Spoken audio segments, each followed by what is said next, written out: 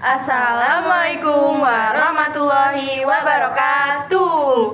Hai teman-teman, hari ini kita akan membahas tentang bab 4. Sebelumnya, perkenalkan, nama saya Tiara Niasya Sudara, biasa dipanggil Nesya, absen 35. Dan perkenalkan, nama saya Marani Puspalini Zureda, biasa dipanggil Alin, nomor absen 16. Nah, untuk materi bab 4 kita akan membahas yang pertama perubahan iklim, yang kedua gejala perubahan iklim, dan yang ketiga ada dampak perubahan iklim, dan yang terakhir ada penyebab perubahan iklim. Nah, kalian mau tahu materinya apa saja? Yuk, simak videonya bareng-bareng. Hai teman-teman, di sini saya bakal jelasin tentang bab 4 yang akan saya dan teman saya bahas. Yang pertama, saya mendapat bagian menjelaskan perubahan iklim serta gejala iklim. Nah, kalian tahu nggak sih perubahan iklim itu apa? Jadi, perubahan iklim itu adalah rata-rata cuaca untuk penanda atmosfer di dalam kurun waktu tertentu, teman-teman. Di sini juga diketahui iklim juga didefinisikan sebagai ukuran variabilitas, kuantitas, serta rata-rata yang relevan, teman-teman, dari sebuah variabel tertentu, yaitu curah hujan, temperatur, atau angin pada suatu periode tertentu. Nah, iklim ini berubah secara terus-menerus. Kenapa gitu? Karena adanya interaksi antara satu komponen dan faktor eksternal. Misalnya saja seperti erupsi vulkanik, variasi sinar matahari, serta faktor-faktor yang disebabkan oleh kegiatan manusia seperti pada perubahan penggunaan lahan serta penggunaan bahan bakar fosil gitu, teman-teman. Tadi saya udah jelasin tentang definisi dari perubahan iklim. Nah, kalian tahu perubahan iklim intinya apa sih? Jadi guys, perubahan iklim adalah perubahan jangka panjang dalam suhu atau pola cuaca, teman-teman. Iklim ini juga membawa dampak buruk bagi sektor kehidupan. Oleh karena itu, maka iklim menjadi tanggung jawab bagi masyarakat global. Segitu dulu penjelasan dari saya tentang perubahan iklim. Kita lanjut, kita menjelaskan tentang gejala perubahan iklim. Nah, yang kedua itu adalah gejala perubahan iklim. Jadi, iklim merupakan hal penting yang dapat mempengaruhi kehidupan masyarakat. Nah, apa sih indikator dari perubahan iklim? Yang pertama ada peningkatan suhu rata-rata permukaan bumi. Jadi, dalam kurun waktu 100 tahun terakhir, suhu bumi meningkat agak cepat, teman-teman. Dengan peningkatan rata-rata 0,6 sampai 0,9 derajat, bumi terasa semakin panas. Yang kedua, ada peningkatan suhu permukaan air laut, teman-teman. Sejak tahun 1993 sampai 2020, suhu permukaan laut global mengalami peningkatan dengan laju sekitar 0,016 Celcius per tahun, teman-teman. Gila sekali gak sih? Yang ketiga, ada pencairan luasan es permukaan bumi dan kenaikan permukaan air laut, teman-teman. Tentunya kalian pernah ya mendengar kabar mengenai es di wilayah kutub, teman-teman. Nah, mencairnya es kutub merupakan salah satu dampak terburuk pemanasan global karena adanya peningkatan suhu bumi, teman-teman. Untuk yang terakhir itu ada perubahan pola cuaca ekstrim. Perubahan pola cuaca ekstrim dibagi menjadi 3, teman-teman. Yang pertama ada El Nino, La Nina, dan juga netral. Nah, saya sebutin dulu yang dari El Nino. El Nino ini sangat dirasakan petani khususnya di sektor pertanian. Contohnya seperti kekeringan, gangguan musim tanam, dan juga penyebaran penyakit dan hama. Yang kedua ada La Nina. La Nina ini juga signifikan bagi petani, cuman agak beda sedikit, yaitu contohnya seperti banjir atau tanah longsor, kerusakan pada tanaman, dan juga gangguan pada pasokan dan distribusi, teman-teman. Agak mirip sedikit, tapi ada bedanya. Nah, untuk yang terakhir netral. Fase netral merupakan kondisi normal, tidak terjadi El Nino atau La Nina. Pada fase NSOO netral atau normal, suhu muka laut, pola hujan kawasan tropis, dan sirkulasi atmosfer berada dalam kondisi rata-ratanya. Jadi ini yang namanya netral itu pasti normal ya, teman-teman, tidak ada gangguan apa-apa. Begitu penjelasan dari saya tentang perubahan iklim dan juga gejala perubahan iklim. Sudah selesai, terima kasih. Pada subbab sebelumnya, Nesya telah menjelaskan tentang gejala perubahan iklim. Perubahan iklim juga ada dampak dan penyebabnya loh. Kalian mau tahu nggak? Berikut beberapa dampak dari perubahan iklim. Yang pertama ada kekeringan. Perubahan iklim turut mengubah ketersediaan air yang dapat memicu di berbagai wilayah. Kekeringan dapat mengakibatkan kerugian terutama pada sektor pertanian. Yang kedua, ada menyebabkan badai destruktif. Badai destruktif menjadi lebih kuat dan sering terjadi di berbagai wilayah. Kondisi tersebut bisa menyebabkan curah hujan ekstrim dan banjir loh teman-teman, sehingga menimbulkan badai destruktif.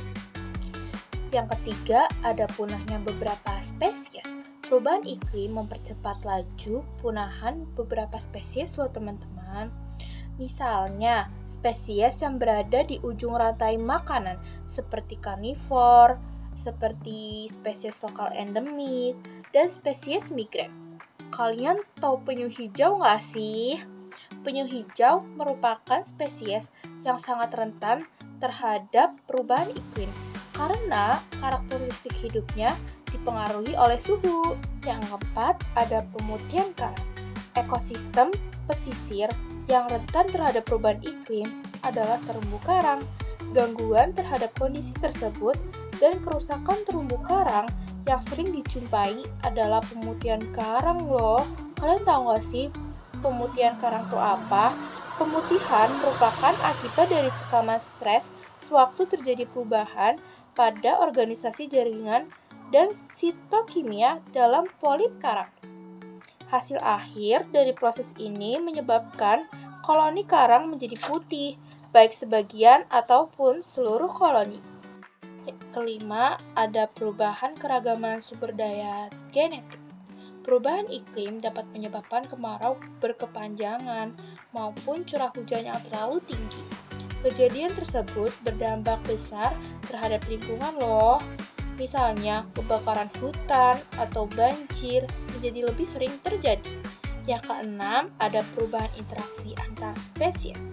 Perubahan iklim dapat menyebabkan terjadinya perubahan interaksi antar spesies loh, sehingga memiliki konsekuensi yang sangat penting bagi stabilitas dan fungsi ekosistem. Dan yang terakhir, ada meningkatnya resiko kesehatan.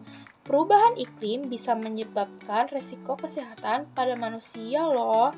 Kemarau panjang akibat perubahan iklim dapat menyebabkan bakteri, virus, jamur, dan parasit yang bisa berkembang dengan cepat. Nah, gimana nih sama materi yang sebelumnya? Kalian udah paham belum? Dan materi yang terakhir yang akan saya sampaikan ada penyebab perubahan iklim. Perubahan iklim disebabkan oleh dua faktor loh teman-teman. Yang pertama ada faktor manusia dan yang kedua ada faktor alam. Namun, aktivitas manusia mempunyai dampak yang besar untuk perubahan iklim loh. Kalian kepo gak sih? Apa itu? Dan apa ini? Simak terus ya videonya. Yang pertama ada peningkatan kadar CO2. CO2 merupakan salah satu jenis gas yang memiliki efek rumah kaca, yaitu dapat menangkap dan menahan panas matahari. Adanya peningkatan kadar CO2 di atmosfer saat ini lebih banyak berasal dari aktivitas manusia loh. Ngeri banget ya, terutama dari pembakaran energi fosil seperti batu bara, minyak bumi, dan gas bumi, serta pembakaran hutan atau deforestasi dengan sengaja loh. Yang kedua ada anomali efek rumah kaca. Efek rumah kaca adalah fenomena alami di mana gas-gas tertentu di atmosfer dari bumi menyerap dan memancarkan kembali sebagian dari radiasi panas yang dipancarkan oleh permukaan bumi. Namun, gas-gas ini juga membatasi jumlah panas yang dapat keluar dari atmosfer, sehingga menyebabkan peningkatan suhu global. Pada dasarnya, efek rumah kaca memang dibutuhkan untuk menjaga bumi agar perbedaan suhu antara siang dan malam tidak terlalu besar. Namun, efek rumah kaca yang berlebihan akan menyebabkan pemanasan global di mana suhu bumi akan naik secara signifikan yang ditandai dengan hal-hal antara lain mencairnya es di kutub, rusaknya ekosistem, dan naiknya ketinggian permukaan air laut. Yang ketiga ada aktivitas manusia sebagai penyebab utama perubahan iklim. Iklim merupakan salah satu faktor utama dalam proses kehidupan makhluk hidup di bumi, baik bagi tumbuhan, hewan, bahkan manusia. Seiring berkembangnya zaman, iklim di bumi ini semakin berubah yang disebabkan oleh beberapa faktor utama dari perubahan iklim. Berikut beberapa aktivitas manusia yang menyebabkan perubahan iklim. Yang pertama, ada kegiatan terkait alih fungsi lahan. Pertambahannya penduduk yang semakin pesat menyebabkan meningkatnya kebutuhan terhadap sumber daya alam. Hal tersebut dapat mengakibatkan eksploitasi terhadap sumber daya alam yang semakin tinggi. Yang kedua, ada penggunaan gas CFC atau freon dalam kehidupan sehari-hari. CFC atau freon terdiri atas karbon, klorin, dan fluorin. Adalah molekul yang telah digunakan selama bertahun-tahun sebagai zat pendingin atau refrigeran sampai tahun 1980-an. Freon umumnya berupa gas tidak berwarna atau cairan yang tidak berwarna yang mudah menguap pada suhu kamar. Yang ketiga, ada penggunaan listrik secara berlebihan. Pada zaman modern seperti sekarang, hampir semua aktivitas yang dilakukan sehari-hari membutuhkan energi listrik, ya kan teman-teman? Namun, penggunaan energi listrik secara berlebihan dapat mempercepat terjadinya perubahan iklim. Hal ini disebabkan listrik berproduksi sebagian besar menggunakan batu bara. Yang keempat, ada aktivitas kendaraan bermotor. Setiap kendaraan bermotor akan menghasilkan emisi gas buang atau gas sisa pembakaran dari ruang bakar pada bensin. Upaya pengendalian pencemaran udara akibat kendaraan bermotor mencakup upaya-upaya pengendalian baik langsung maupun tidak langsung akan menurunkan tingkat emisi dari kendaraan bermotor secara efektif. Berikut beberapa langkah-langkah dapat dilakukan. 1. Mengurangi jumlah mobil yang terlalu lalang. 2. Merawat mobil secara seksama agar tidak boros bahan bakar. Dan yang ketiga, ada menggunakan bensin yang bebas timbal. Kita lanjut lagi ya penyebab perubahan iklimnya.